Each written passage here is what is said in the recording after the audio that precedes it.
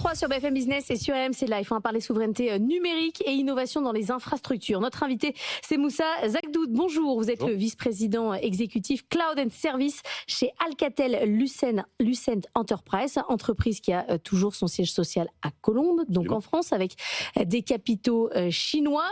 Alcatel-Lucent Enterprise, qu'est-ce qui reste d'Alcatel-Lucent là-dedans? Qu'est-ce que vous avez exactement comme périmètre? Alors, Alcatel-Lucent Enterprise, comme son nom l'indique, c'est l'entité qui met à disposition des clients des solutions d'entreprise, donc notamment sur la partie connectivité, tout ce qui est réseau, mais aussi communication, et c'est, je dirais, l'héritage qu'on continue à avoir autour de ces technologies-là. Donc, on a toujours été un groupe français. Vous avez mentionné capitaux chinois, mais on est une boîte de droit français avec des employés essentiellement en France et avec effectivement des activités dans le monde entier. Il n'y a pas d'équivalent alors pour évacuer ce sujet-là, parce qu'effectivement, quand on entend actionnariat chinois, il n'y a pas d'équivalent du Cloud Act, par exemple, parce qu'on sait quand on travaille avec des hyperscalers américains, par exemple, ils ont un droit de regard sur la data qui circule quand on fait du cloud, par exemple. Il n'y a pas d'équivalent pour les actionnaires chinois, c'est pas le Non, justement, puisqu'on est une société de droit français, avec des capitaux qui sont chinois, mais moi je me réjouis que des investisseurs chinois viennent en France et effectivement investissent.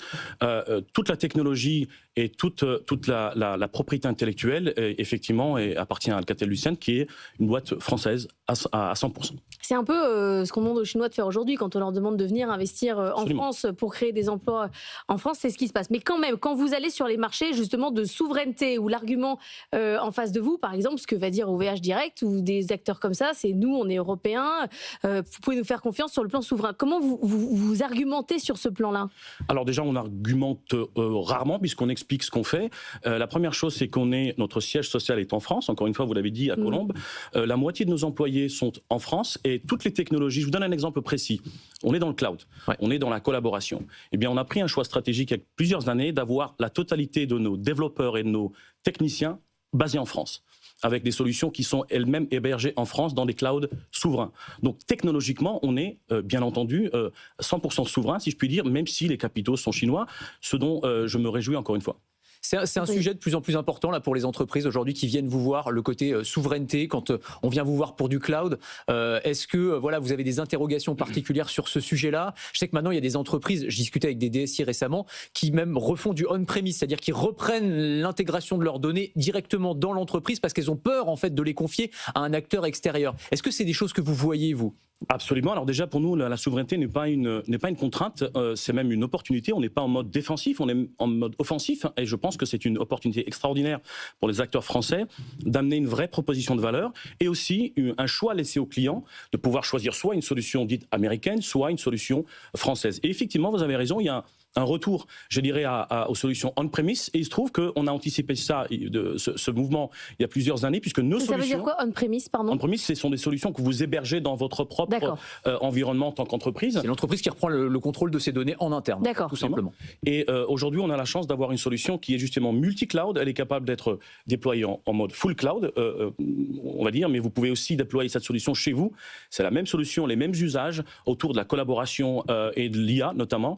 Et c'est quelque chose qui est effectivement un retour important. 30% des déploiements qui vont se faire à partir d'aujourd'hui jusqu'en 2030 sont on-premise. Oui, c'est-à-dire que désormais tout le monde veut ses données chez lui, quoi. On ne peut plus les avoir ailleurs. Où font le tri, c'est ce qu'on m'expliquait en tout cas. Dans ce que je mets dehors. C'est ça, selon la criticité des données. Les données les plus critiques, on les garde et voire on les sort même de la connexion Internet. Et pour le reste, on peut effectivement faire appel à du cloud souverain quand c'est un peu important et du cloud et des hyperscalers américains pour le reste. En fait, c'est ça. Parce que tout n'a pas besoin d'être super sécurisé. Il faut trier la data. Absolument. Et c'est là où Alcatel-Lucent Entreprise est innovant, puisqu'on a un mode hybride, c'est-à-dire que vous pouvez avoir une partie de vos données dans votre entreprise et la puissance de calcul peut être à l'extérieur et de ce point de vue-là, vous bénéficiez du meilleur des deux mondes. Juste sur la souveraineté, c'est aussi, parce qu'il y a la souveraineté des données, mais il y a aussi la souveraineté des composants qui constituent les data centers et pour le cloud. Est-ce que là, on a des solutions? Parce qu'aujourd'hui, finalement, on est quand même super dépendant de NVIDIA pour les GPU, pour l'intelligence artificielle. On parlait de la pénurie sur la RAM. Ça va être un vrai sujet aussi dans les mois et les années qui viennent. Comment est-ce qu'on fait pour s'assurer qu'on ait un approvisionnement correct et que finalement, tous ces grands acteurs américains, chinois, ne décident pas de faire profiter plutôt des acteurs qui sont américains et chinois? Alors aujourd'hui, effectivement, la souveraineté, ça va au-delà de la donnée, même si nous, on est particulièrement concentré sur comment on gère la donnée et être sûr que la donnée reste bien en France, notamment pour les clients français. Il y a ce challenge que vous venez de mentionner, qui est le hardware, en fait la partie, on va dire, physique. Et notre doctrine à nous, c'est déjà, pour ce qui nous concerne, et notre propre responsabilité, c'est de rapatrier en France, ce qu'on a fait en 2023, des chaînes de production de nos propres produits, qui sont des produits effectivement aussi physiques. Et on a cette doctrine. Alors ensuite, oui, vous avez les acteurs, notamment comme Nvidia et d'autres, qui sont les acteurs les plus importants dans ces domaines-là. Eh bien, l'idée, c'est... À un moment donné, on fait avec ce qu'on a aussi. Ouais. À partir du moment où on connaît les contraintes, eh bien, on essaye de régler cette problématique-là en gérant les données, notamment proprement, dans nos data centers. Merci beaucoup, Moussa Zagdaoud, d'être venu ce matin dans la matinale de l'économie.